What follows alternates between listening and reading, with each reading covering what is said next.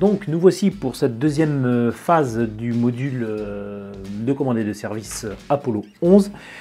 Donc là c'est les phases dans cette vidéo, je vais vous montrer, c'est celle-là. Je vous montre l'assemblage du mode d'emploi. Donc comme je vous ai dit dans cette première vidéo, je vais faire plusieurs phases du module parce que c'est une maquette au 1/32e, donc je rappelle qui est assez grande, assez grosse et assez volumineuse, il y a beaucoup de détails dans chaque partie de la maquette. Là c'est la phase de décalco, donc là c'est le tableau de bord du module de commande, donc le cône qui revient sur Terre. Donc ici c'est la phase de décalco, voilà, tous les décalcomanies qui sont... Alors j'en utilise une partie pour cette phase, il y en a d'autres qui vont être collés ailleurs dans la maquette. Donc cette vidéo va être consacrée à ça. Donc vous allez me voir donc un petit peu phase par phase de chaque phase. Voilà, donc là je vais vous prendre la pièce des astronautes. Voilà, vous voyez la grappe ici, des astronautes qui vont être assemblés. Et on va assembler du module de la vidéo précédente qui a été fait. Voilà, le bouclier thermique. Et donc cette phase là va être mise là-dessus. Et il y aura un petit bonus de finition sur la première phase des pièces là. Ce sera une surprise à la fin de la vidéo. Bon bah c'est parti. Donc dans ce cas là il y a un numéro de chaque décalco et on découpe chaque partie donc dont on a besoin. Donc là cette partie là, vous voyez c'est cette partie là, vous voyez au dessous. Celle-là celle-là c'est la partie qui va être assez grande, etc. Et chaque phase est montrée dans le mode d'emploi. Donc il y a un numéro, on va découper ce dont on a besoin et voilà. Après on va coller.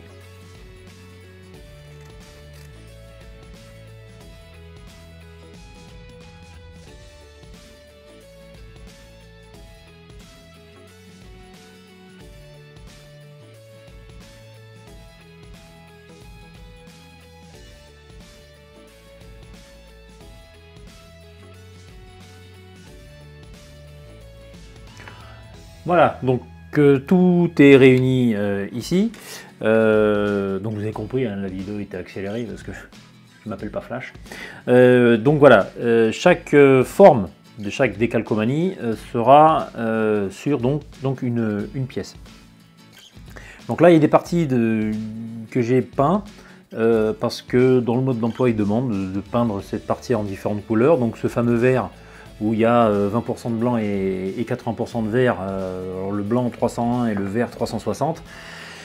Donc c'est le même que le vert qui est ici, voilà, donc c'est exactement le même vert, j'ai fait exactement le même mélange et c'est tombé nickel, voilà. Donc ici il y a une autre couleur aussi qui est pas là, qui est voilà, le gris anthracite, donc là il n'y a pas besoin de mélange. Donc c'est le gris anthracite 09, anthracite mat, anthracite, voilà. Et donc il n'y a plus qu'à faire le transfert des décalcos sur ce qu'il faut, sur ce qu'il faut. Donc alors quand vous décalquez, découpez les décalcos, coupez le numéro aussi. Donc là bon, ils sont tous différents, mais donc avec des formes différentes, donc c'est difficile de se tromper. Mais si vous n'êtes pas sûr, si vous avez à peu près les mêmes formes, les mêmes couleurs de décalcomanie, etc., coupez les numéros. C'est par exemple celui-là, le 15. Le 15, il y a le numéro, j'ai découpé le numéro avec, donc il y a 15, là il y a 10, là il y a 3, il y a 2, il y a 4, il y a 1, et il y a 12. Comme ça, vous prenez le numéro qu'il faut et vous dites ah bah, c'est le numéro 12 avec ça, et donc vous le trempez, et voilà. Parce que si, bon là c'est différent, ils sont tous différents, donc c'est pas la même chose, mais un conseil, si vous avez des décalcomanies, donc comme je viens de dire, tous à peu près identiques, par exemple ça en général, vous voyez, donc là c'est les petits rétrofusées, voilà, donc il y a 7, 7, 7, 7, 7, mais 8-8, des fois il y a quelque chose de symétrique ou d'asymétrique, mais ça se ressemble, donc c'est 8-9 par exemple. Et si vous découpez et vous enlevez le numéro, on se dit ah mince, c'est lequel, parce qu'une fois que c'est collé quoi. Donc c'est voilà. Donc le principe du décalcomanie, c'est en fait c'est un papier qui est imbibé d'une colle qui se liquéfie, qui se gélifie en fait avec l'eau. Donc si vous le trempez, donc là j'ai une petite assiette creuse avec de l'eau, hein, tout simplement. Et puis bon, bah, vous le prenez, toc, vous le trempez, et donc il va se rétracter. Et quand la colle est prête à être collée, alors il y a une petite feuille très très fine. En fait ça bouge et hop ça glisse tout doucement. Donc il y a une technique, bon, il y en a qui prennent, qui la font coller comme ça, enfin une fois que c'est imbibé, vous prenez les décalcomanies, vous le mettez sur la pièce et vous pressez entre les doigts cette pièce-là et cette pièce, et vous tirez le papier qui est jeté, hein, voilà, et vous positionnez dessus. Il y en a qui le prennent et qui le positionnent. En fait, ça dépend, tout simplement. Il y en a qui font les deux, moi je fais les deux, et j'adapte en fait la méthode la plus pratique en fonction de la pièce. Si c'est une toute petite pièce carrée comme ça, quand vous le prenez avec la pince à épiler qui reste rigide, tant mieux, vous le posez. Si c'est des grosses pièces comme ça, assez larges, avec des angles vraiment, vous voyez là, c'est vraiment un angle, je sais pas si on voit, voilà, c'est un angle ici, là, il y a c'est très fermé. Si vous le prenez comme ça et vous le pendez, hop, ça risque de se plier avec l'eau, par capillarité, l'eau fait revenir le décalco et ça risque de coller, et puis après c'est très difficile. Donc moi c'est ce que je vais faire. Donc là je vais par exemple coller celle-là, ici, et je vais le positionner. Donc je prends ça, je le trempe dans l'eau, voilà, vous voyez, hop, ça se courbe comme une feuille d'arbre, et voilà. Donc là il faut attendre un petit peu que ça s'imbibe. Alors bon, après vous pouvez le mettre dedans, hein, vous pouvez le tremper totalement. Donc il faut prendre un petit sopalin et se rincer les doigts, parce que sinon c'est pas, avoir les doigts mouillés c'est pas marrant. Donc voilà, on l'égoutte et on le positionne. Moi je le mets comme ça et j'attends. Et j'attends que l'eau s'imbibe, parce que là il y a de l'eau qui est imbibée dans le papier. Et après là on attend que que la pièce puisse bouger entièrement. Il faut attendre vraiment que la pièce bouge entièrement, parce que si on bouge trop tôt, on risque de déchirer, parce qu'il y a une partie des fois qui se décolle avant une autre, et si on tire toute la pièce avant, celle qui n'est pas collée, clac, ça se déchire, et c'est très très fin. Voilà, alors après on le retrempe, hein, voilà, tout simplement. Donc là on le pose ici parce que c'est vraiment le carré, vous voyez la planche de découpe là, peut être collée, peut être coupée, peut être... voilà, ça c'est vraiment une planche à tout faire. Je vous conseille d'ailleurs d'acheter cette planche là pour éviter d'abîmer le bois, ou le bois qui est verni, là, parce que moi j'ai pris une planche, hein, j'ai 2 tréteaux, une planche, et ça me permet d'aménager comme je veux mon coin de maquette.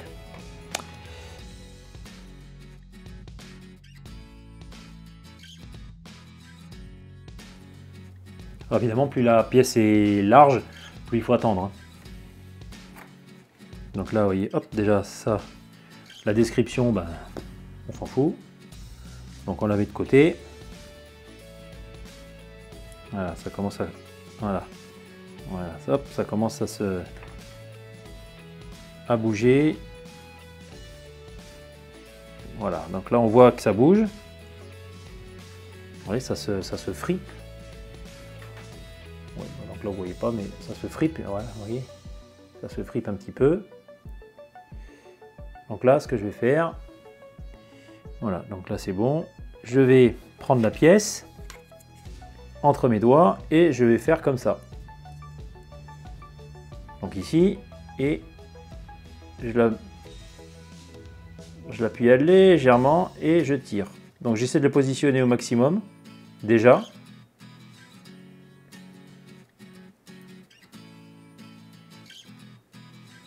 Donc là, si c'est pas positionné parfaitement, c'est pas grave, hein. On tire, voilà, tout doucement, et on positionne. Donc on a de la marge, hein, en fait, voilà, on a de la marge. Là, ça colle pas tout de suite, voilà.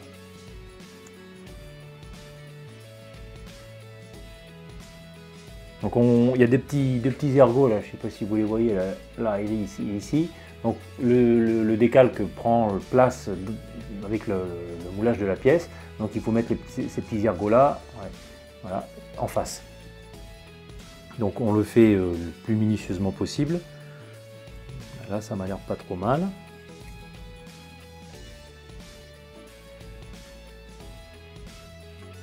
Ce qu'il faut se dire, c'est que cette pièce là, voilà, alors vous voyez, donc après on peut positionner cette pièce là, donc ça bouge encore, et après on peut un genre de marouflage, comme on dit.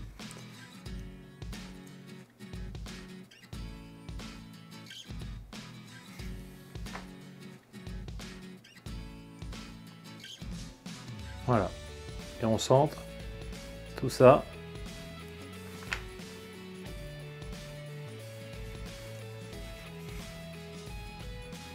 Alors il faut appuyer, mais pas appuyer comme ça, parce que si on appuie comme ça, si on pousse, d'abord on risque de casser la pièce et on risque de la déplacer. Donc il faut tamponner pour que le perpendiculaire à la surface, pour pas que ça, pour le déplacer le moins possible le décalque. Voilà. Donc là, par devant, c'est pas mal. On regarde de l'autre côté, c'est symétrique. Après, si le décalque dépasse un petit peu de la pièce, c'est pas grave. Le tout, c'est qu'elle soit bien centrée. Voilà. Donc là, c'est bon. C'est bien centré. Voilà pour une première. Et on la met de côté. On la réserve. Et on passe à la suivante. Donc les suivantes, bah, ce sera la même chose. Il y a des grandes parties, il y a des parties plus petites. Et une fois que tout est collé, donc là il faut attendre pour bien que ce soit collé. Donc là il faut attendre parfois plusieurs heures, voire que personnellement je colle la phase d'après. Je commence la phase d'après pendant que ça sèche, et c'est le lendemain seulement que je colle les parties, puisqu'il y aura des parties à coller, comme ceci. Il y aura des parties à coller, là, sur le côté, il y aura un assemblage des pièces pour faire le cockpit. Donc je fais ça le lendemain, une fois que toute la colle enfin toute la colle, toute l'eau est évaporée. Parce que dès qu'il y a de l'eau, la colle ne se fige plus, et le décalco peut glisser, et puis quand c'est voilà, trop tard. Et il ne faut surtout pas après coller avec ces colles là, parce que le décalco, enfin la colle bouffe le décalco, et ça le fripe et ça le ronge quoi en fait. Comme c'est une colle vraiment pour plastique, ça sent la colle à PVC. C'est une colle qui est très efficace. Ça fond ça ramollit les deux matières, et ça soude. C'est une colle un petit peu qui soude. Donc c'est très efficace. Donc une fois que c'est collé, bah, c'est collé. Voilà. Donc bah, je vais passer aux autres, et puis après bah, on passe à la phase d'après, c'est-à-dire on va commencer à peindre les astronautes. Donc Neil Armstrong, Buzz Aldrin, et le troisième c'est voilà, Michael Collins. Bon allez les gars, j'arrive. Donc nous voilà pour l'autre phase du module Apollo. Donc là j'ai réuni toutes les peintures qu'il faut pour cette phase-là, les 3 astronautes, les pièces à ébarber. Donc la prochaine phase, en fait, c'est de bien nettoyer les pièces, enfin nettoyer, pas les laver, mais bien enlever les défauts de moulage, les lisser, bien les poncer, enlever les traits. Je ne sais pas si vous voyez ici, il y a une espèce de petit liseré de moulage qui est vraiment pas beau. Comme c'est une maquette qui, je rappelle, qui est au 1/32e, donc on voit les gros détails, on voit beaucoup de détails, donc on peut s'approcher de la maquette et on voit les défauts aussi, hein, donc il faut les minimiser. Voilà, donc là aussi il y a plein de choses à ébarber, à affiner, à gommer. Et dans cette maquette là, je vais vous montrer comment il y a 2 techniques, une pour gommer les effets bord à bord de moulage quand il y a 2 pièces qui s'assemblent. Pour les unifier, il y a une technique à faire, on met un produit, et une deuxième, c'est pour augmenter le réalisme de la pièce. Comme elle est grosse, on peut vraiment s'amuser à faire ressortir les détails, puisque le moulage fait ressortir aussi des détails. Donc on peut s'amuser donc justement à augmenter le réalisme de la maquette, alors quelle qu'elle soit, hein, que ce soit une maquette spatiale, une maquette un avion, des maquettes militaires terrestres. Il y a beaucoup de perspectives de vieillissement et aussi de réalisme. Donc s'il y a un vieillissement, là on peut s'amuser à vieillir et pour augmenter le réalisme. Alors là, je vais augmenter le réalisme, je vais pas vieillir les pièces, puisque les missions Apollo étaient neuves à chaque fois. Donc on faisait plusieurs modules, on fabriquait des modules neufs qui étaient envoyés neufs à chaque fois. Donc je vais augmenter simplement le réalisme.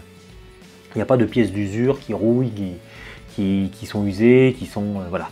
Donc je vais là augmenter uniquement le réalisme. Donc je vais barber, je vais primériser, et puis on se retrouve ensuite pour la mise en couleur. Bon, bah allez, on y va les gars.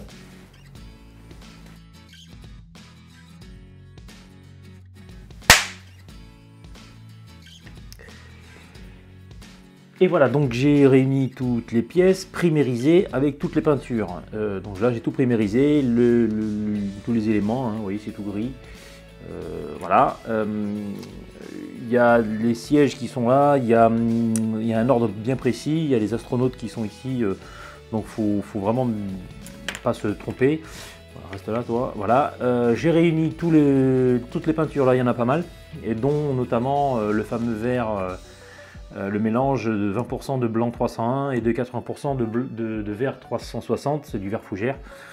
Donc là il y aura des éléments verts, donc notamment celui-là, qui va se mettre avec cet élément-là. Vous vous souvenez des calcos qu'on a fait, hein, donc voilà, cet élément-là va se mettre avec ça, ici, et on va monter le module à l'intérieur. Donc ça ce sera pour plus tard. Donc on va mettre en couleur, et justement on va faire, je vais vous montrer le premier truc dont je vous ai parlé dans la vidéo, enfin juste à l'instant, c'est de vieillissement, enfin pas le vieillissement mais le réalisme, augmenter le réalisme de la maquette. Donc là on pourra augmenter le réalisme des astronautes, et ici le réalisme des mécanismes et autres éléments électroniques. Donc voilà, je vais mettre en couleur, je vais commencer, et puis on se retrouve à la mise en couleur, prêt pour l'assemblage.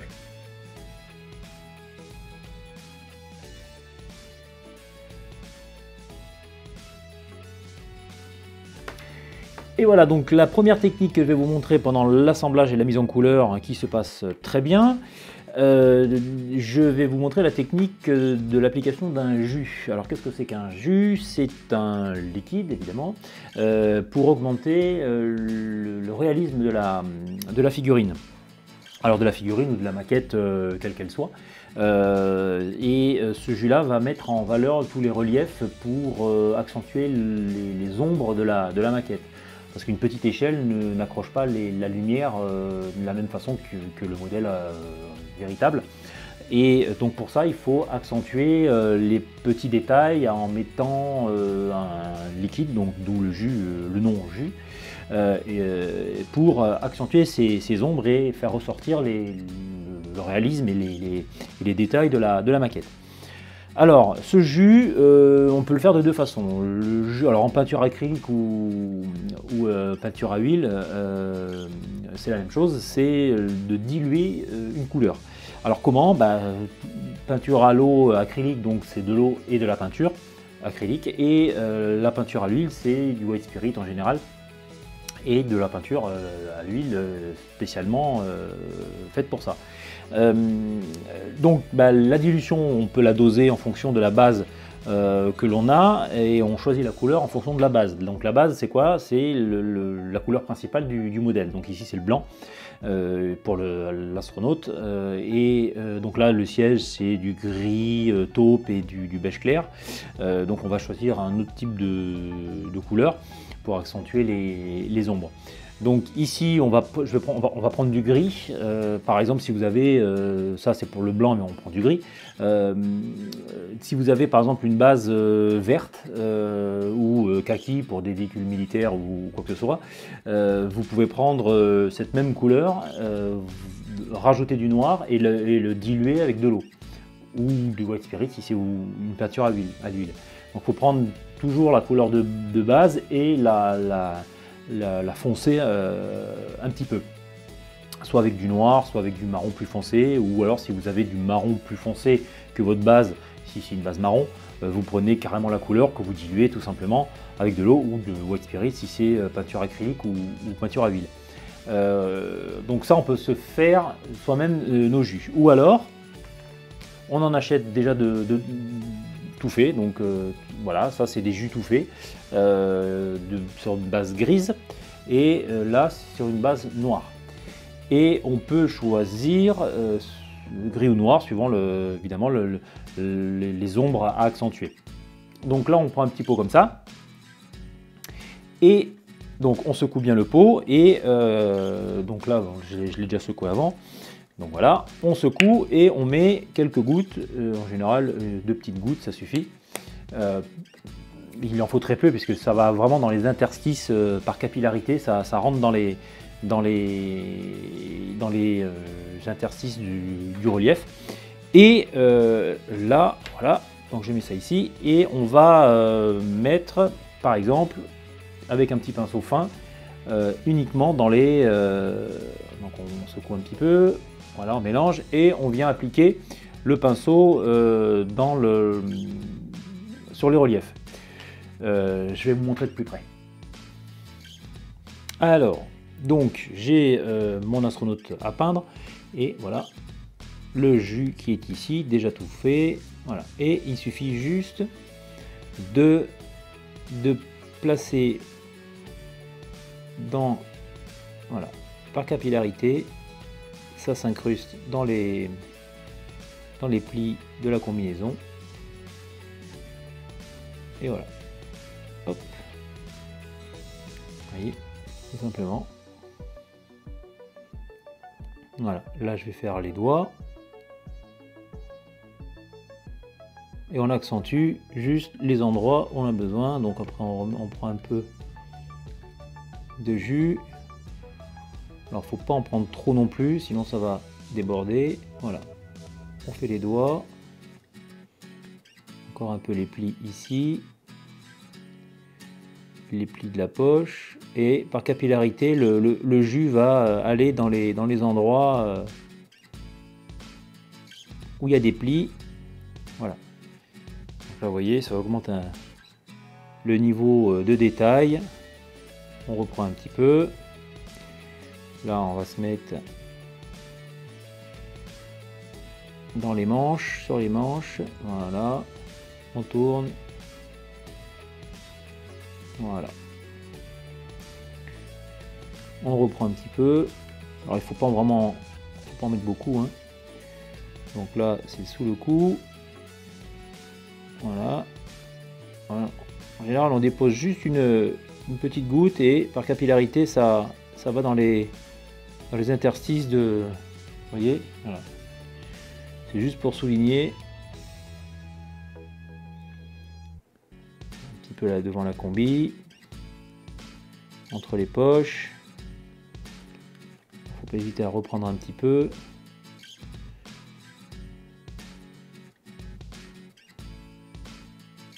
Voilà. Et après on pousse, hein, on pousse le là, s'il y en a trop par exemple, là hop on respire. Par capillarité ça part dans les poils du pinceau. Voilà. Après on y revient un petit peu. Voilà. Hop. On en reprend un peu. Voilà. Dans la poche ici. Voilà. Et voilà. Après on en remet un petit peu. On en enlève, voilà. Après on modèle un petit peu comme on veut. Voilà, là j'en remets un petit peu.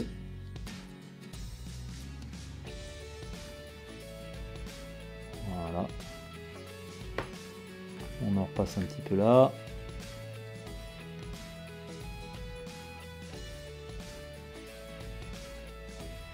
Voilà. Voilà, et donc déjà on a augmenté un petit peu le réalisme. Voilà.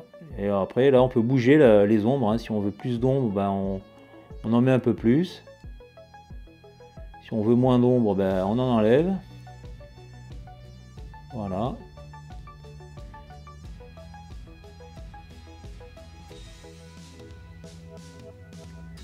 Voilà, après c'est chacun à son goût. Et voilà. Donc là, pour moi ça me suffit. Voilà. Hop. Voilà. Là il y a un petit peu plus de détails par rapport à, on vous montre le deuxième, le troisième plutôt, vous voyez. Voilà. Il y a un peu plus de réalisme avec les ombres. Voilà. Après on peut par-dessus faire un passage avec un pinceau blanc très sec pour remettre les ombres, pour écraser un petit peu les ombres et mettre les reliefs un peu plus blancs. Mais bon voilà, là c'est suffisant. Voilà, j'espère que cette technique vous aura apporté quelques petites informations en plus. Je vais faire ça sur toutes les pièces que je vais monter pour cette séquence. Et puis on se retrouve pour l'intérieur, l'assemblage de l'intérieur de la capsule Apollo. Allez, on continue.